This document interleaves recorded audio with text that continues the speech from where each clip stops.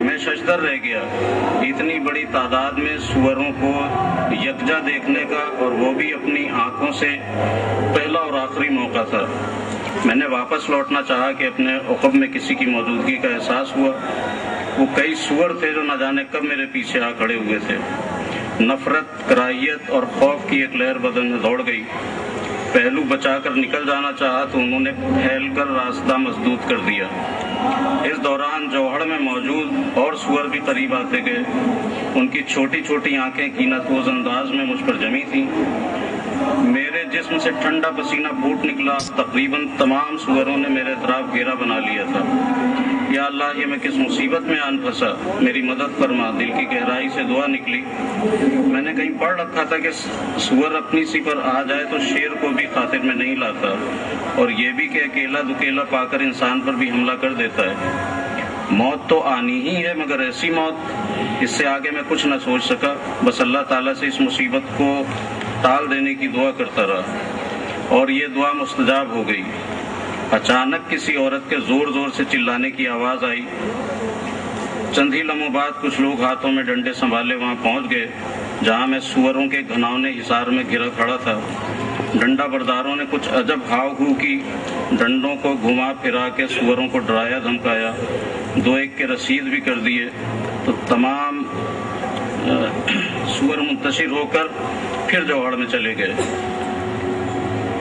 اب ان آنے والوں نے مجھے گھیر لیا اور پوچھ گچھ شروع کر دی۔ کون ہو، کہاں سے آئے ہو، کہاں جانا ہے؟ میں نے انہیں خود کو ممبئی سے آیا ہوا مہمان باور کرایا اور بتایا کہ راستہ بھٹک کر ادھر آ نکلا تھا۔ ان کا بروقت مدد کرنے پر شکریہ ادا کیا۔ ان لوگوں نے بتایا کہ یہ سور بستی کے لوگوں سے مانوس ہیں، انہیں کچھ نہیں کہتے، مگر اجنبیوں کے لیے خطرناک بھی ثابت ہوتے ہیں۔ اچھا ہوا بروقت تمہیں ان کے بیچ پھنسا دیکھ لیا گیا، ورنہ کچھ بھی ہو سکتا تھا۔ میں نے ایک بار پھر ان لوگوں کا شکریہ ادا کر کے گھر کا راستہ لیا۔ ربع صدی سے زیادہ عرصہ قبل پیش آنے والے اس واقعے کو ضبط تحریر میں لانے کا کبھی خیال بھی نہ آیا تھا۔ چند روز ہوئے یہ واقعہ اپنے بیٹے کو سنایا تو اس نے کہا، بابا ہمارا پاکستان تو بہت اچھا ہے کہ یہاں سور تو نہیں ہے۔ اچھا ہوا ہم لوگ ہندوستان میں نہیں رہتے۔ کبھی کسی بچے کی بات میں بھی بڑوں کے لیے بڑا سامان فکر ہوتا ہے۔ تو یہ اصل میں کالم جو میں نے لکھا اس زمانے میں ایک میڈیا میں ایک تحریک سی چلی ہوئی تھی، اور اس طرح کے بیانات مختلف لیڈروں کی طرف سے سامنے آ رہے تھے کہ کیا پاکستان کا قیام ضروری تھا، درست تھا یا نادرست تھا۔ تو یہ اسی پس منظر میں نے یہ کالم لکھا، اور سیدھی سی بات یہ ہے کہ اس میں بچے نے جو ایک بات کہی، میں یہ سمجھتا ہوں کہ اس میں بہت سے بڑے لوگوں کے لیے اس میں سبق تھا۔ اور اس کالم کے لکھنے کے بعد جب یہ کالم شائع ہوا تو میرے روزنامہ اسلام کے جو بڑے سربراہ ہیں، اساتذہ حضرت مفتی عبدالرحیم صاحب دامت برکاتہم، ان کا فون میرے پاس آیا۔ انہوں نے اس کالم پر بڑی پسندیدگی کا اظہار کیا اور مجھ سے کہا کہ آپ جب ہندوستان کا سفر کر رہے ہیں تو صرف ایک کالم ہی کیوں، پورا سفر نامہ لکھیے۔ میں نے عرض کی کہ یہ تو 26-27 سال پرانی بات ہے۔ تو فرمایا کہ نہ صحیح پورا تسلسل کے ساتھ پورا سفر نامہ، اسی طرح کے جو واقعات آپ کے ذہن میں ہوں انہیں ضبط تحریر میں لائیے، یہ بہت دلچسپ ہیں اور لوگوں کے لیے معلومات افزا بھی ہیں۔ بہرحال میں نے کہا کہ میں کوشش کروں گا۔ اب 27 سال کا پچھلے واقعات کو ذہن میں تازہ کرنا، پھر انہیں ضبط تحریر میں لانا، یہ ایک بظاہر تو ناممکن سا کام تھا۔ جب میں نے اس حوالے سے سوچا تو سب سے پہلے وہ اہم جو میری زندگی کا بھی ایک بڑا اہم واقعہ ہے، یعنی ملتان سے جب میں لاہور جا رہا تھا تو وہاں جس بس میں میں سفر کر رہا تھا اس سے حادثہ پیش آ گیا، اور بس یہ کہ میں کسی طرح سے نکل آیا، اس میں ایک نوجوان مر بھی گیا۔ وہ بڑی تفصیل سے اس کتاب میں موجود ہے۔ وہاں سے میں نے اس کتاب کا آغاز کیا، اور اس کے بعد بس یہ ہے کہ اللہ کا کرم ہے۔ خیال یہی ہے کہ دوسرا ایڈیشن اگر اس کا شائع ہوا تو ہمارے جو पब्लिशर हैं वो इस कमी को, इस खामी को दूर करते हैं। इसके अलावा बहुत सारी बहुत उम्दा तस्वीर भी थी, वो भी शामिल है, शायद ना हो सकी। अगर वो होती तो मैं ये समझता हूँ कि इस किताब को बहुत ज़्यादा 4 चांद लग जाते हो, इसकी फजीलत ज़्यादा हो। मैं इसी बात पर अपनी गुफ्तगू का अख्ताम करता हूँ।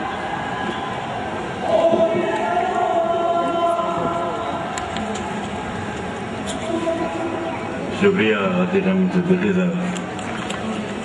वज़ाहत फरमा रहे थे कि किताब उनसे कैसे सरजद हुई।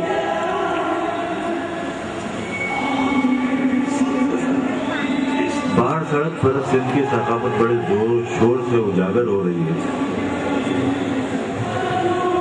और हमारी तकरीब में मुखल हो रही है। इसके लिए मैं आप सब हज़रात से माज़रत ख्वाह हूं, हालांकि इसमें मेरा कोई दखल नहीं। भारत तकरीब को जारी रखते हुए हमारे एक बहुत सीनियर सहाफ़ी और कालिम निगार हैं सैयद अब्दुल वदूद शाह साहब, क़ुव्वत गोयाई और समाज से महरूम है। उनका मज़मून मैं दरख्वास्त करूँगा मसूद अनवर साहब से कि वो तशरीफ़ लाएँ और रहमत फरमाएँ। जनाब मसूद अनवर साहब।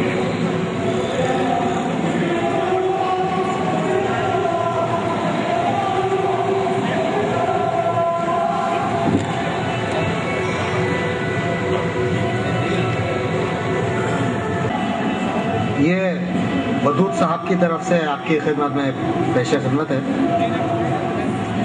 सफ़र गुज़श्त का एक जायज़ा सैयद अब्दुल वदूद शाह की तरफ से। सफ़रनामे आजकल इस कदर कसरत से लिखे और शाये किए जा रहे हैं कि बकौल एक और सफ़रनामा निगार के आजकल कारी या तो खुद एक सफ़रनामे का मुसन्निफ है या मुसन्निफ से ज़्यादा दुनिया देख चुका है। सफ़र खुद एक वसी पस मंज़र रखता है। इंसानी तारीख का आगाज़ ही हज़रत आदम और हव्वा के जन्नत से ज़मीन तक सफ़र से हुआ। फिर ये सिलसिला औलाद आदम के दुनिया के 7 में से 5 बर्रे आज़मों तक फैलने के ना सिर्फ जारी रहा बल्कि आलमी सतह पर तमाम तर और हर शोबे की तरक्की और फ़रोग़ में सफ़र का बुनियादी किरदार रहा। सफ़र के जरिए से जानवरों और जानवरों से चलने वाली गाड़ियों से लेकर मशीनी सवारियों और तैयारों के ईजाद तक, जिससे अब पाकिस्तान से बर्रे आज़म शुमाली अमरीका इंसानी तहजीब के वजूद में आने, तश्कील और तरक्की में हर पहलू से सफ़र ने कलीदी किरदार अदा किया है। इस अजमाली जायजे के हवाले से अतीक सिद्दीकी का सफ़रनामा हमारे पेश नज़र है। इस पर एक रवायती तबसरा किया जा सकता है कि बहुत खूब सफ़रनामा है। इतनी पुरानी यादें इस कदर तफसील से पेश कर दी हैं, कमाल कर दिया है। कारी को हर कदम पर साथ रखा है, किसी मरहले पर उकताहट का एहसास नहीं होने दिया। पूरी किताब एक नशिस्त में पढ़ी जा सकती है। सबसे बड़ी खूबी ज़बान और बयान की सफाई है। ये जिक्र क्यों शुरू किया है, आइए पहले इस मुकाम बुलंद से इस मामले को देखते हैं। मुसलमानों ने 1-2 दिन ही कमोबेश 1000 साल तक हिंदुस्तान पर हुक्मरानी की है। इसके चप्पे चप्पे पर मुसलमानों की अजमत रफ्ता और इक़्तिदार के लातार निशानात आज भी अपनी गुजरी अजमत की दास्तानें सुना रहे हैं। कुछ और नहीं तो लाल किला, शाही मस्जिद, कुतुब मीनार, ताजमहल और ऐसी ही लातार निशानियां आज भी मौजूद हैं। हमारे सफरनामा निगार इनमें से बास का तारुफ भी करवाते हैं। यहाँ जो अलमनाक पहलू नमूदार है वो ये है कि जिस खत्ते पर हम मुसलमानों ने 1000 साल तक हुक्मरानी की है, आज सूरत हाल ये है कि सिर्फ उसके चंद शहरों का वीजा लेने के लिए जो जतन करने पड़ते हैं वो सिर्फ वहाँ जानने वाले ही जानते हैं। और फाजिल सफरनामा निगार भी इन्हीं कड़े मरहल से गुजर चुके हैं। गौर फरमाइए, सिर्फ एड्रेस का सवाल है और सब कुछ होता है, लेकिन बस एड्रेस ना होता तो हमारे फाजिल सफरनामा निगार इस सफर पर किस तरह जा सकते थे। ये सादा सा लेकिन ढाई तरफ सवाल है और तकरीबन नाकाबिल यकीन भी कि जिस सरजमीन से खुद सफरनामा निगार का अपाए ताल्लुक न सिर्फ रहा है बल्कि उनके बेशतर बुजुर्ग और रिश्तेदार आज भी वहीं आबाद हैं। उस मुल्क जाने के लिए भी हमारे हीरो को जो कष्ट काटने पड़े उसका मजीद अपना सा सबूत ये है कि ये दोबारा आज तक ना जा सके। ये किताब सिर्फ एक सफरनामा नहीं, आपको उस दयार की सैर करवाने वाली दास्तान भी है। इस बादशाह की बेसरोसामानी भी देखिए, लेकिन इसका अंदाज़े बयां भी देखिए। आइए इस किताब की डेवड़ी में दाखिल होते हैं जब हमारे हीरो बस उलटने के हादसे से दो चार होते हैं। جس میں وہ سفر کی ابتدا کرنے جا رہے ہیں۔ یہ خود ایک سوال ہے۔ یہاں جو کچھ بیان کیا گیا ہے وہ ہمارے اس پورے خطے کے عوام کی ایک بنیادی سہولت، پبلک ٹرانسپورٹ، اس کے حوالے سے مسائل، مشکلات اور حادثے کی صورت میں امداد کے حصول کے حوالے سے بہت سارے پہلو سامنے لاتا ہے، اور یہ منظرنامہ آج بھی اپنی نوعیت کے اعتبار سے بالکل تازہ ہے، کیونکہ ہماری صورتحال میں کہاں تبدیلی ہوئی ہے۔ اس کے بعد ٹرین کے سفر میں ان کو عظیم الشان توند والے سردار جی سے لے کر وہ لوگ بھی ملتے ہیں جو ایک عمر کے بعد اپنے پیاروں سے ملنے جا رہے ہیں، اور خود ہیرو صاحب اپنی ننیال ددیال والوں کو پہلی اور اب تک شاید آخری مرتبہ دیکھنے جا رہے ہیں، کیونکہ خود فرماتے ہیں کہ ان میں سے بہت سے بزرگ اب اللہ کو پیارے ہو چکے ہیں۔ چنانچہ کتاب کے اختتامی ابواب میں جب وہ واپسی کے لیے پابا رکاب ہیں، بزرگ خواتین کو دیکھ دیکھ کر آنسو بہاتی ہیں کہ اپنی بٹیا کی نشانی آخری مرتبہ دیکھ لو۔ اب اگر ہمارے ہیرو صاحب دوبارہ ادھر گئے تو شاید یہ باتیں اور یادیں پھر زندہ ہو جائیں، کیونکہ یہ ایک ایسا سچ ہے جو اب تبدیل نہیں ہو سکتا۔ ویسے بھی سچ کب تبدیل ہوتا ہے؟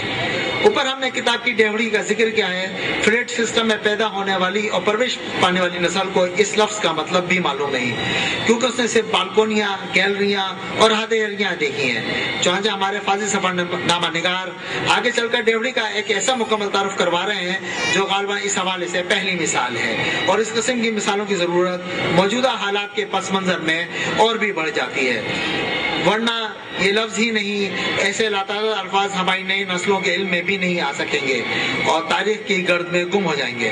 اس اعتبار سے دیکھا جائے تو فاضل سفر نامہ نگار نے نہ صرف اس لفظ کو متعارف ہی نہیں کروایا، بلکہ ایک گم گشتہ اور تقریباً فراموش کردہ تہذیب کا پورا منظر کھول دیا ہے، اور ہمارے سامنے بالخصوص نئی نسل کے سامنے اس کا پورا پھاٹک کھول کر دکھا دیا ہے کہ یہ دیکھو کہ یہ ڈیوڑی ہے۔ اس اعتبار سے ان کا یہ تعارف در حقیقت ہماری زبان اور تہذیب فراموش کردہ کی بھی وہ ڈیوڑی ہے جس کو آگے مزید وسعت دینے کی ضرورت ہے۔ یہ کام چاہے جو بھی کرے، آئندہ جس بھی موضوع پر جو بھی کتاب لکھی جائے اس میں زیادہ نہیں تو چند ایسے الفاظ کا اسی اسلوب میں تعارف کروا دیا جائے تو ہمارا علم و ادب اور تہذیب و ثقافت کا بہت بڑا ذخیرہ محفوظ بھی ہو جائے گا، اور آئندہ کے لیے ایک روایت بھی قائم ہو جائے گی، اور ہماری نئی نسل کا رشتہ اس علم ذخیرے اور تہذیبی اثاثے سے بھی قائم ہو جائے گا۔ سفر نامہ نگار نے یہ بالکل چھوٹا سا لیکن اہم ترین اور بنیادی قدم اٹھا کر اس محل کی تعمیر کی پہلی اینٹ بلکہ سنگ بنیاد رکھ دیا ہے۔ اس کو مکمل کرنا اب ہماری زبان اور ثقافت سے دلچسپی رکھنے والے ہر فرد کا فریضہ ہے۔ عتیق صدیقی ڈیوڑی کے تعارف کو معمولی بات نہ سمجھا جائے، کیونکہ ہر بڑے کام کی ابتدا بہت چھوٹی سی ہوتی ہے۔ آگے چل کر جو کردار ملتے ہیں وہ آپ کو ہر باب کھولنے پر ملیں گے، اور اب ان ابواب کا معاملہ سمجھنے کے لیے پہلے آپ کی توجہ داستان امیر حمزہ اور طلسم ہوشربا کی طرف مبذول کروائی جاتی ہے۔ علی بابا، الف لیلہ اور کلیلہ کی کہانیاں اگر آپ نے پڑھی ہیں تو یہ سفر نامہ ان سب کی کوئی نہ کوئی جھلک ضرور پیش کرتا ہے۔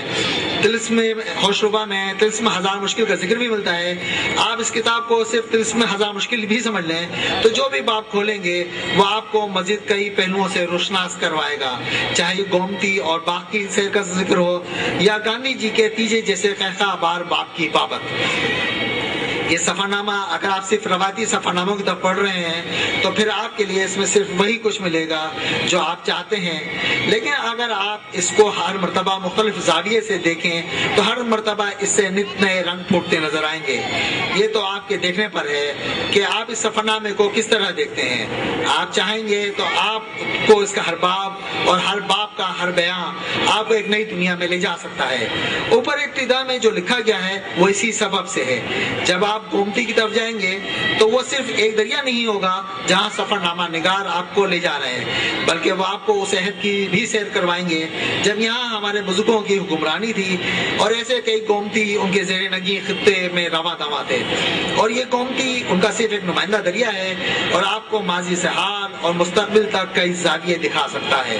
سفر نامہ نگار آپ کو دراصل اسی مقصد سے لے جا رہے ہیں۔ اے آب رود گنگا والا قصہ یہاں بھی سمجھ لیجئے، ماضی کے بہت سے دریچے کھل جائیں گے۔ اوپر کہا گیا ہے کہ داستان امیر حمزہ، طلسم ہوشربا، علی بابا، الف لیلہ جیسی کئی کہانیاں بھی اپنے اندر سمیٹے ہوئے ہیں۔ طلسم ہزار مشکل کے زاویے سے اس پوری کتاب کو دیکھ سکتے ہیں۔ اس کا جو باب آپ کھولیں گے اس میں ایک نیا طلسم آپ کو نظر آ سکتا ہے۔